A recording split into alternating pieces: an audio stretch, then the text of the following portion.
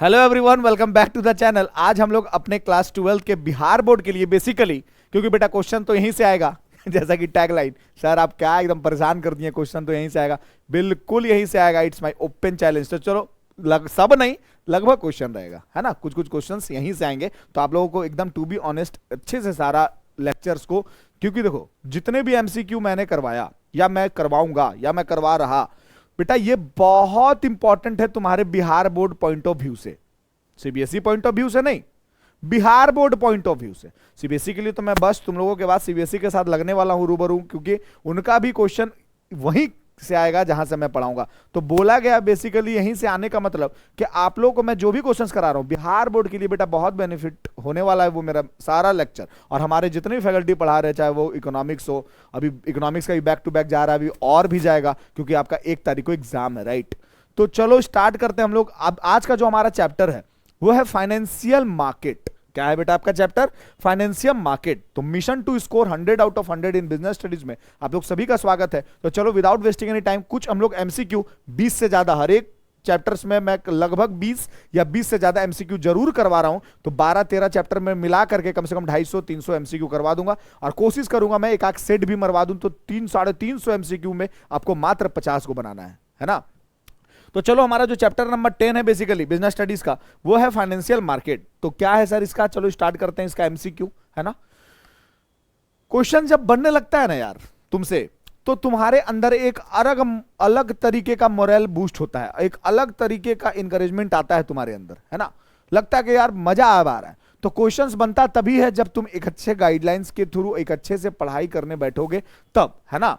और हम जैसे आप लोगों के लिए लगे हुए हैं, हमारे साथ हमारी पूरी टीम लगी हुई है। कुछ दिन के बाद आपका जब माइक्रो और इकोनॉमिक्स और बिजनेस स्टडीज का जब आपका एग्जाम खत्म हो जाएगा बिहार बोर्ड का, तब फिर आप लोगों के साथ नीरज सर पूरा का पूरा मैराथन लेकर के रेडी रहेंगे। आई थिंक तुम आप लोगों का लास्ट एग्जाम बेटा अकाउंटेंसी ही है, तो अकाउंटेंसी भी कभी क्वेश्चन सारे सब्जेक्ट का क्वेश्चन यहीं से आने वाला है, और ये हम लोग प्रूफ कर देंगे कि लगभग क्वेश्चन हम लोगों ने करा रखा होगा जो आपका अपकमिंग बोर्ड एग्जाम में आने वाला है। तो चलो विदाउट वेस्टिंग एनी टाइम हम लोग स्टार्ट करते हैं। हम लोग equity share holder get the right in the company. बोला गया इस क्वेश्चन में कि इक्विटी शेयर होल्डर जो होता है ना, जिसके पास शेयर होते हैं कंपनी का, उसको कौन सा राइट मिलता है कंपनी का? वोट देने का, परचेज का, सेल का, नन ऑफ दिस का। हम लोग सर क्लास 11 से पढ़ रहे हैं कि उनके पास कौन सा राइट है? वोटिंग राइट है सर। कौन सा राइट है?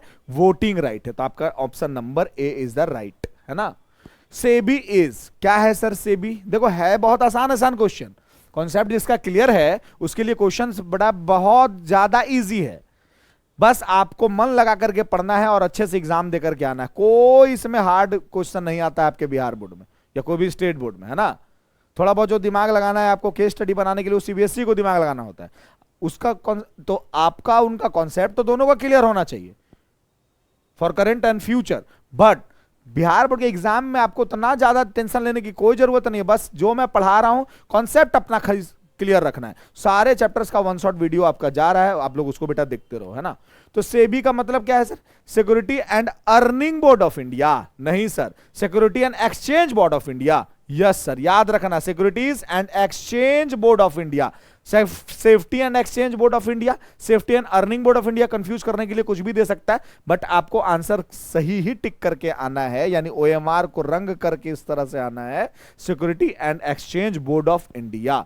क्लियर होगा सबको? नेक्स्ट आ जाओ।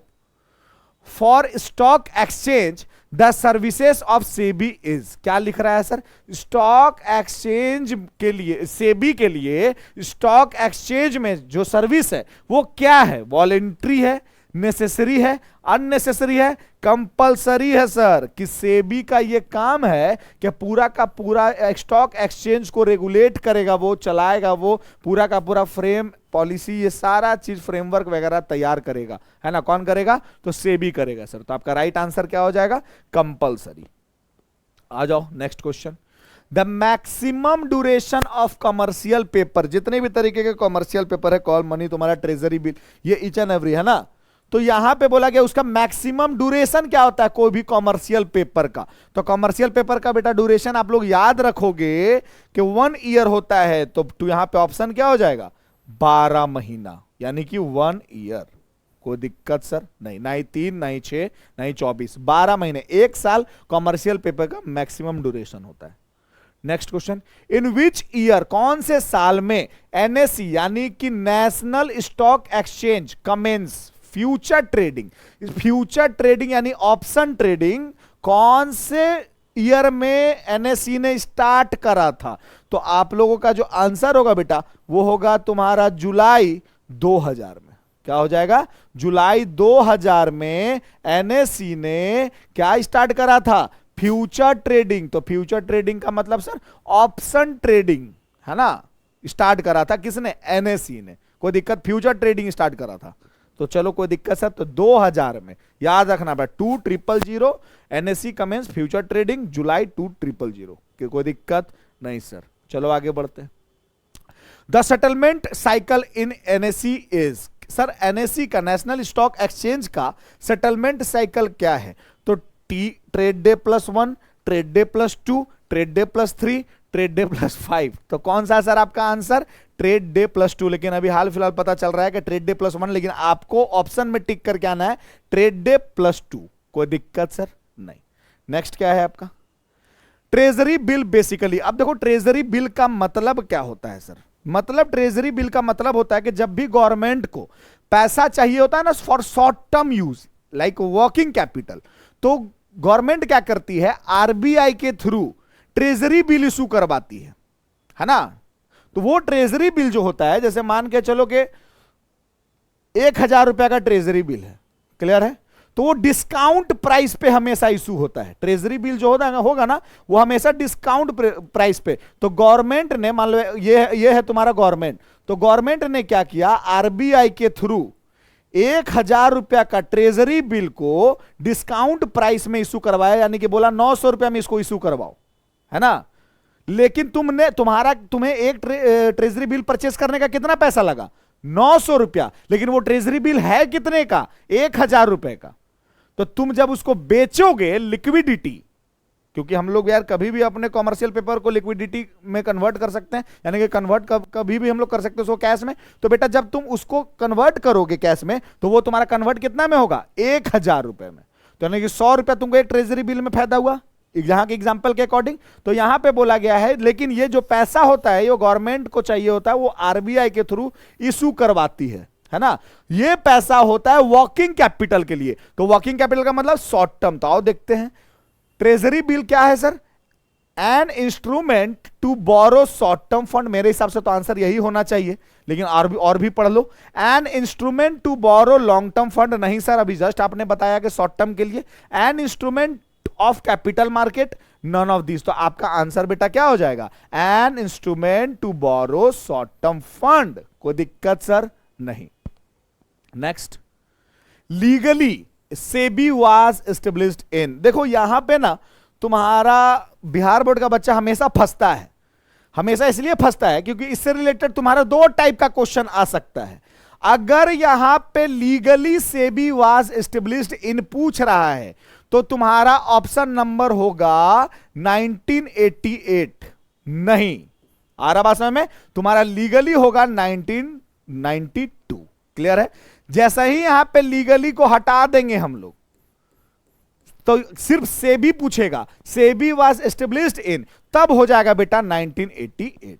कोई दिक्कत सर नहीं। फिर से समझो, सेबी जब स्टार्टिंग में आया था 1988 में उसको नॉन कॉर्पोरेट बॉडी के तहत उसको एस्टेब्लिश स्थापना किया गया था। तो कब किया गया था सर?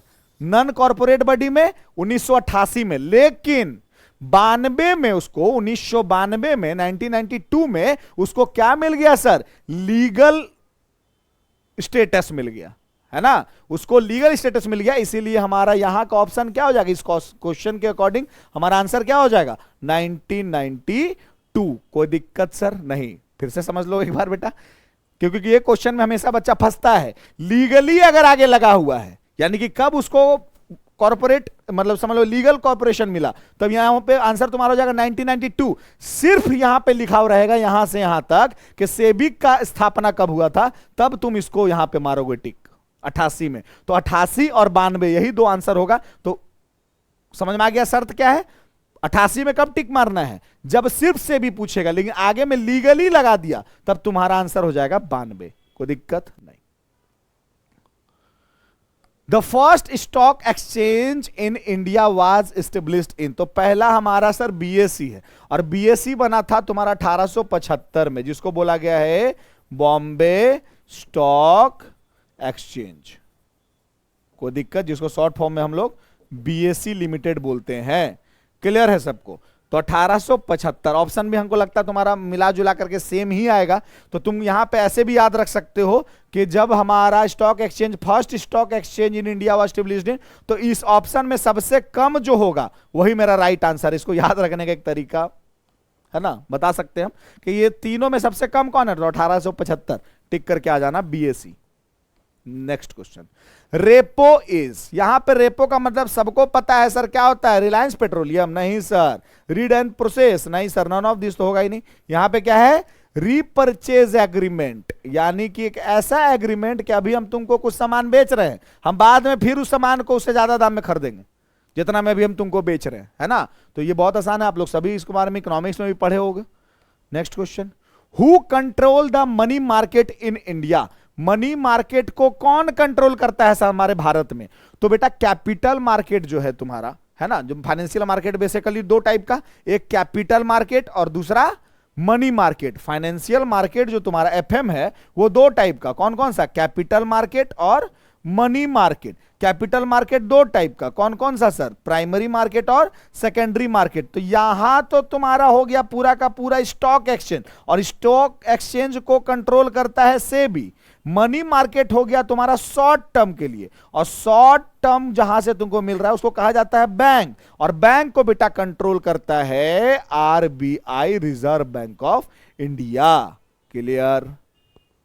चलो next, capital market deals in, capital market किस चीज में डील करता है सर? तो कैपिटल का मतलब होता है पूंजी, शॉर्ट टर्म ये सब के लिए नहीं, है ना, ये हमेशा लॉन्ग टर्म के लिए डील करता है। ये किस चीज के लिए डील करता है? लॉन्ग, क्योंकि यहां से हमें क्या मिल रहा है सर, कैपिटल मिल रहा है। मनी मार्केट अगर होता तब जाकर के वो शॉर्ट टर्म के लिए होता, लेकिन क्वेश्चन क्या है आपका, कैपिटल मार्केट तो लॉन्ग टर्म, इसी जगह पे अगर मनी मार्केट हो जाता तो वो क्या होता, शॉर्ट टर्म होता। कोई दिक्कत नहीं। क्रिएट्स लिक्विडिटी, लिक्विडिटी मींस कि anything converted into cash any time. तो भाई साहब आपका हमेशा स्टॉक एक्सचेंज से आपको कैश मिलता है ना, स्टॉक मार्केट से। तो आओ देखते हैं स्टॉक मार्केट है कि नहीं। ऑर्गेनाइज्ड मार्केट यहां से नहीं मिलता है, अनऑर्गेनाइज्ड मार्केट से भी नहीं मिलता है, प्राइमरी मार्केट से भी नहीं मिलता है, सेकेंडरी मार्केट है सर। तो सेकेंडरी मार्केट को ही हम लोग बोलते हैं कि, और एक नाम से क्या जानते हैं, स्टॉक एक्सचेंज के नाम से जानते हैं, या स्टॉक मार्केट के नाम से जानते हैं। तो बेटा आपका ऑप्शन क्या हो जाएगा, ऑप्शन नंबर डी। कोई दिक्कत नहीं sir. Next, the future of stock exchange in India is, यार आज के डेट में ना हमारा स्टॉक एक्सचेंज बड़ा बूम कर रहा है, इकोनॉमी को भी अच्छे से बैलेंस किए हुए है, और सब लोग लगभग उसमें इन्वेस्ट कर रहे हैं। तो एक तरह से इसका फ्यूचर क्या डार्क होगा, ऑर्डिनरी, नो फ्यूचर नहीं सर। क्या हो जाएगा फ्यूचर इसका, फ्यूचर इसका ब्राइट है सर, ब्राइट है ना, बड़ा मजे में चल रहा है स्टॉक एक्सचेंज अभी। Regional office of SEBI is situated in, हर जगह है बेटा, है ना। तो रीजनल ऑफिस कहां कहां है, दिल्ली में भी है, कोलकाता में भी है, चेन्नई में भी है, अहमदाबाद में भी, तो अहमदाबाद ऑफिस ऑप्शन में नहीं है, तो ये सब में हम लोग लिख देंगे ऑल दीज थ्री। तो ये बेसिकली 4 जगह पे है, याद रखना। अगर तुमसे पूछ लिया जाए, है ना, तो कहां पे है sir, regional office. Head office SEBI का मुंबई, फिर से क्वेश्चन में फंसना मत, अगर यहां तुम्हारा मुंबई दे दिया तो ऑप्शन में तुम लोग फंसना मत, बता दे रहे हैं। तुम्हारा मेन ऑफिस जो है सेबी का, वो सेबी का तुम्हारा मेन ऑफिस तुम्हारा कहां है, मुंबई में, बट रीजनल ऑफिस जो तुम्हारा होगा वो हर जगह है, दिल्ली में भी है, कोलकाता में भी है, चेन्नई में भी है, अहमदाबाद में भी है। तो अहमदाबाद खैर यहां पे ऑप्शन में नहीं लिखा हुआ है, तो ऑप्शन नंबर तुम्हारा क्या हो जाएगा, D is the right answer, है ना। नेक्स्ट क्वेश्चन क्या है, stock exchange protects the interest of, stock exchange जो है जिसको सेबी कंट्रोल कर रही है वो किसके इंटरेस्ट को प्रोटेक्ट करता है सर, तो इन्वेस्टर के, किसके? इन्वेस्टर के, है ना। Company, government, none of this भी लिखा हुआ है, लेकिन यहां पे इन्वेस्टर जो भी इन्वेस्ट कर रहा है उसके इंटरेस्ट को प्रोटेक्ट करने का यहां पे काम करता है कि आपको एकदम ट्रांसपेरेंसी, आपको यहां पे कोई भी आपके साथ फ्रॉड नहीं किया जाएगा, है ना। इन्वेस्टर आराम से जाकर के स्टॉक मार्केट में बाय एंड सेल कर सकता है, स्टॉक का, शेयर का, किसी भी चीज का। कोई दिक्कत सर? नहीं।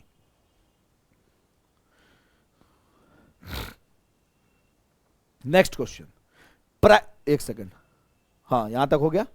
प्राइमरी एंड सेकेंडरी मार्केट्स, ये जो दोनों मार्केट है प्राइमरी और सेकेंडरी, है ना, ये क्या है? कंपीट ईच अदर, एक दूसरे से कंपीट करता है। कंप्लीमेंट ईच अदर, एक दूसरे को पूरा करता है। फंक्शंस इंडिपेंडेंटली, अपना अपना अलग अलग काम करता है। कंट्रोल ईच अदर, एक दूसरे को कंट्रोल करता है। तो पहले हम लोग समझते हैं कि यार प्राइमरी और सेकेंडरी मार्केट बेसिकली होता क्या है। प्राइमरी को जब नया नया कंपनी, शॉर्ट में समझना कि कोई भी जब शेयर को न्यू जब इशू करता है उसको हम लोग आईपीओ बोलते हैं, है ना। तो आईपीओ हमेशा आता है प्राइमरी मार्केट में। आईपीओ कहां आता है? प्राइमरी मार्केट में। और प्राइमरी मार्केट से जो इंसान को अपना शेयर को लिक्विडिटी में कन्वर्ट करना है या बेचना है, तो वो ही शेयर वो सेकेंडरी मार्केट में, यानी कि सेकेंडरी मार्केट में जो ट्रेडिंग होता है वो बेटा इक्विटी पे ट्रेडिंग होता है। किस चीज पे ट्रेडिंग होता है? इक्विटी पे ट्रेडिंग होता है ना। या लिक्विडिटी का काम होता है कहां पे? सेकेंडरी मार्केट में, यानी कि स्टॉक एक्सचेंज मार्केट में। तो यहां पे नया इशू शेयर हुआ प्राइमरी में, और यहां पे जाकर के वो लिक्विडिटी में चेंज कर दिया गया, है ना। जहां से हम और तुम, हमारे जैसे लाखों सैकड़ों करोड़ों लोग और ट्रेडिंग कर रहे हैं, है ना। तो ये दोनों एक दूसरे को क्या कर रहा है? कंप्लीट कर रहा है, एक दूसरे के बिना अधूरा है बेटा प्राइमरी और सेकेंडरी मार्केट। कोई दिक्कत सर? नहीं। नेक्स्ट क्या है हमारा?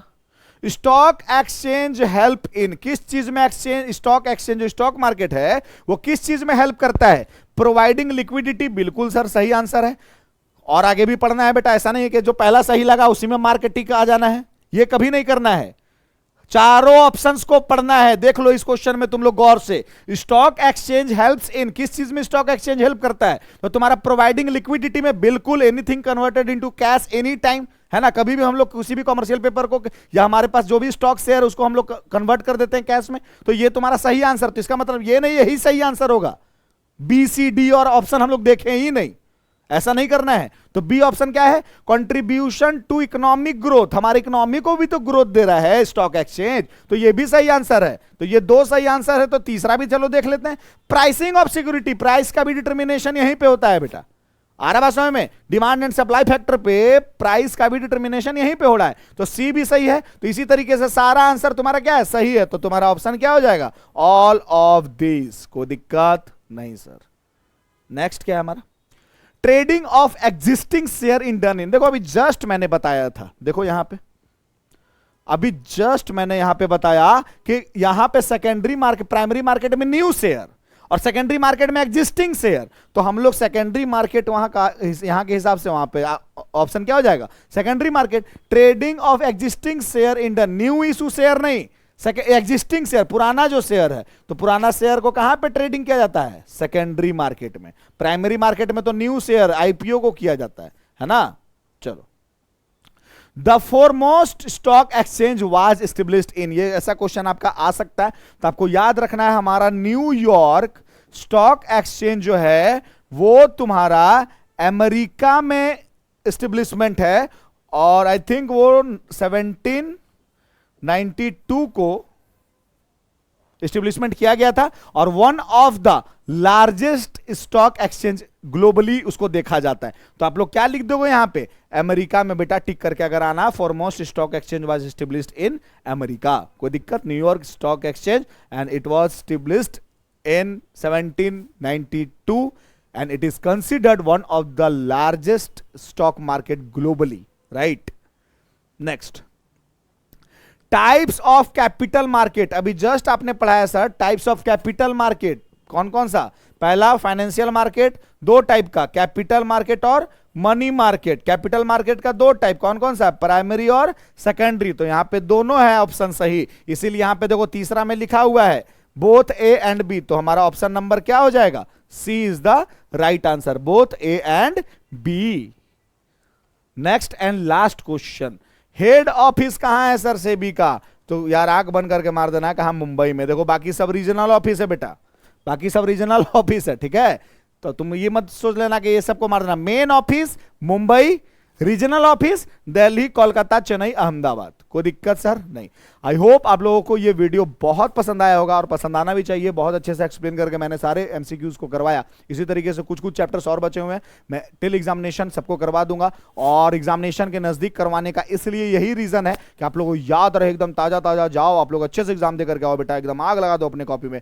चलो सबको मिलते हैं, keep studying, bye bye, good night.